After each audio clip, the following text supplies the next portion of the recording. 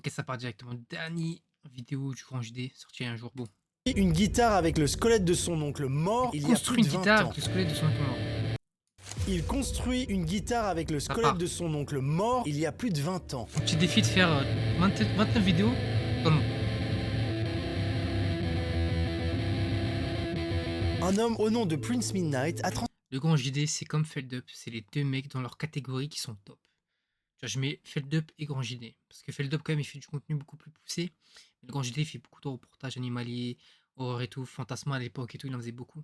Incroyable. Et les deux sont 100% honnêtes à chaque fois, surtout le Grand JD. transformé les restes du squelette de son oncle, ancien fan de heavy metal, mort jeune dans un tragique accident de voiture, en une guitare entièrement fonctionnelle. Une façon originale de lui rendre hommage, quoique un peu morbide, on vous l'accorde.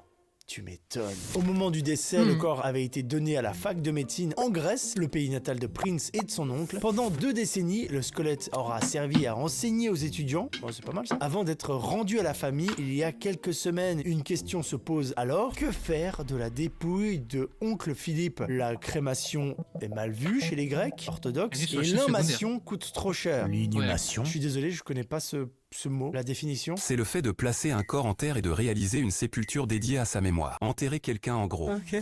Prince Midnight décide alors de rapatrier le corps et après moult formalités administratives, se retrouve avec le squelette chez lui. Il veut rendre hommage à son oncle qui lui a fait tant aimer le métal. Ok. Bon, une autre. Ah, c'est creepy, hein. Bah ça fonctionne bien. J'ai reçu la boîte d'os de Grèce et je ne savais pas quoi en faire au début. Les enterrer, les incinérer, les mettre dans le grenier, tout semblait être une mauvaise façon de commémorer quelqu'un qui m'a initié au heavy metal. J'ai donc décidé de transformer oncle Philippe en guitare, ce qui s'est avéré difficile. J'ai fait de longues recherches et personne n'a jamais fabriqué de guitare à partir d'un squelette. Alors je l'ai fait. J'ai commencé par consulter 2 gars qui travaillaient dans la menuiserie de Dean Guitars, mais ils ont eu les jetons. Tu m'étonnes. Quoi qu'il en soit, maintenant, oncle Philippe peut déchirer pour l'éternité. C'est ce qu'il aurait voulu. Je suis très fier de ce projet, de la façon dont il honore sa vie et son influence sur la mienne. Ça, c'est donc Prince Midnight qui se confie au journal. Et franchement, quand tu lis le raisonnement derrière le projet, c'est trop chouette en fait. Au début, je trouvais ça un petit peu weirdo, awkward. Mais là, j'avoue, franchement, c'est pas mal du tout. Le bas. Aujourd'hui, on va se plonger dans 2-3 histoires complètement perchées trouvées sur internet. Le genre de trucs qui te font dire « Ok, l'humanité va très bien ». Ou pas. Quel est l'état actuel du milliardaire ayant cryogénisé son corps il y a 50 ans et réanimé en 2017? Comment ça, réanimé? Mais attends, j'ai pas cette info, moi, on peut être congelé puis réanimé? En 1967, James Hiram Bedford, atteint d'un cancer en phase terminale, a été le premier homme cryogénisé, espérant que la médecine du futur puisse un jour le ressusciter. Mais qu'en est-il aujourd'hui? Qui est James Bedford? Bon, déjà, on va commencer par ça. James Hiram Bedford est un professeur de psychologie à l'université de Californie et un aventurier passionné. Il a parcouru le monde, l'Afrique, l'Amazonie, explorant l'Europe et l'Amérique du Nord. Mais en 1967, un diagnostic de cancer du rein en phase terminale a bouleversé sa vie. Conscient que la médecine de l'époque ne pouvait rien pour lui, il s'est tourné vers une idée révolutionnaire, la cryogénisation. L'idée de congeler un corps pour le ramener à la vie plus tard a été popularisée par le docteur Robert Ettinger dans son livre The Prospect of Immortality. Convaincu par cette vision futuriste, Bedford a investi 100 000 $, c'est énorme pour l'époque, dans les années 70 quand même, pour être cryogénisé après sa mort. Et donc, le 12 janvier 1967, après son décès à 73 ans, son corps a été immédiatement préparé, son sang a été remplacé par du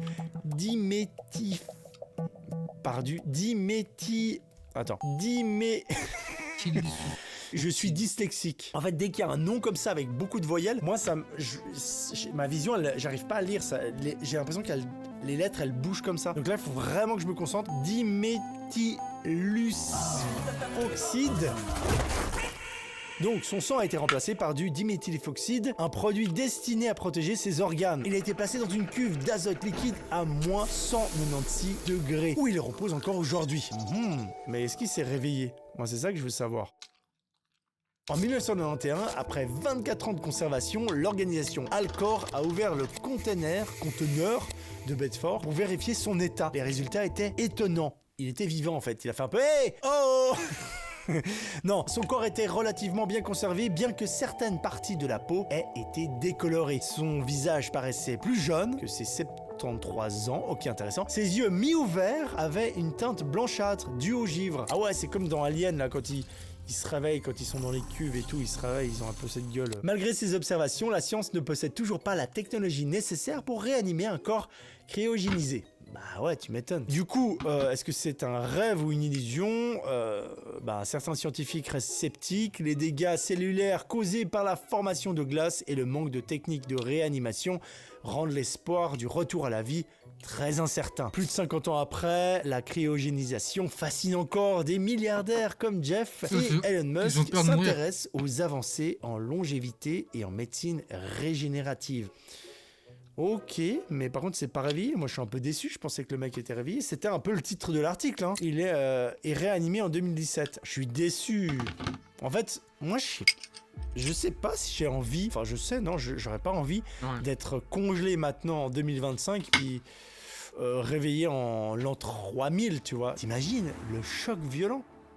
La première course de sperme va débuter, c'est une En vrai, passion j'avoue que je pense que le choc est tellement vénère, genre. Attendez, vendredi 25 avril, le tout premier concours de Roubignoles aura lieu aux États-Unis. Une somme d'1 million de dollars sera distribuée aux vainqueurs de cette épreuve qui laisse bouche bée. Ouais, c'est quoi cette histoire? Eric Zhou, un jeune homme de 17 ans, est devenu millionnaire en vendant sa start-up dans les toilettes de son lycée à l'âge de 15 ans. L'histoire pourrait s'arrêter là, sauf que Zhou a décidé de monter une autre start-up au nom très évocateur, Sperm Racing. Épaulé par 3 acolytes, Nick, Small, Garrett et Shane, un quatuor de choc qui a réussi à lever plus d'1 million de dollars pour la première course de spermatozoïdes de l'histoire. Mais qu'est-ce que c'est que ce truc? Cet événement historique verra 2 gladiateurs des temps modernes ou absurdes, 2 étudiants de l'université de UCLA et USC. Ils se sont présentés tels des combattants de MMA, les muscles saillants et la mâchoire serrée, tout droit sortis de leur salle de sport pour se pavaner en créatures viriles. Le face-à-face est digne des plus grands combats de boxe. À gauche, Escher et à droite, Tristan, 2 étudiants américains qui se sont affrontés hier soir lors d'une course particulière.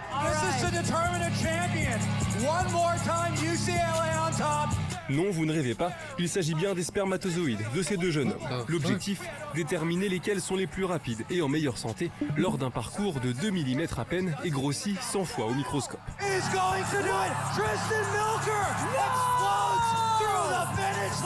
Non mais les gars, attends, on peut juste faire une petite pause là sur cette animation? C'est fake.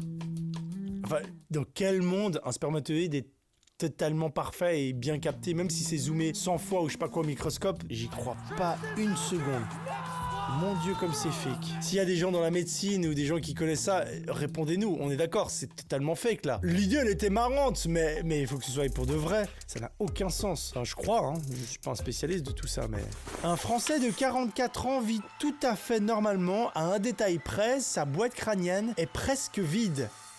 Ce qui remet en question la plupart des théories fondamentales sur la pleine conscience. Pardon. Incroyable et pourtant bien vrai, alors qu'un Français de 44 ans s'est rendu à l'hôpital pour une petite douleur à la jambe gauche, les médecins ont fait une découverte plutôt surprenante. L'IRM a dévoilé que le crâne de l'homme est rempli de liquide. Autrement dit, sa boîte crânienne est pratiquement vide.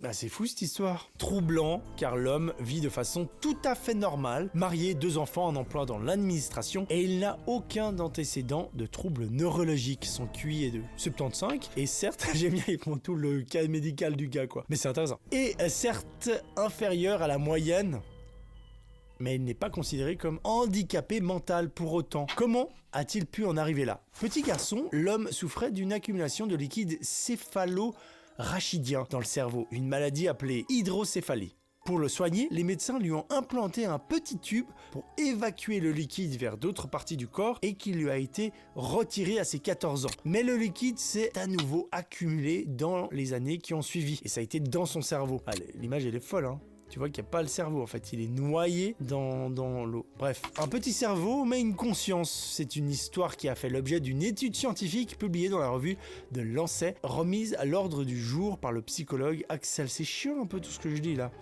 Mais c'est un cas très particulier qui remet en question les théories fondamentales basées sur la pleine conscience. Aucune théorie n'explique comment une personne dont 90% des neurones sont absentes. Ah ouais, c'est énorme quand même. En fait, ça remet en cause, est-ce qu'on a vraiment besoin de notre cerveau?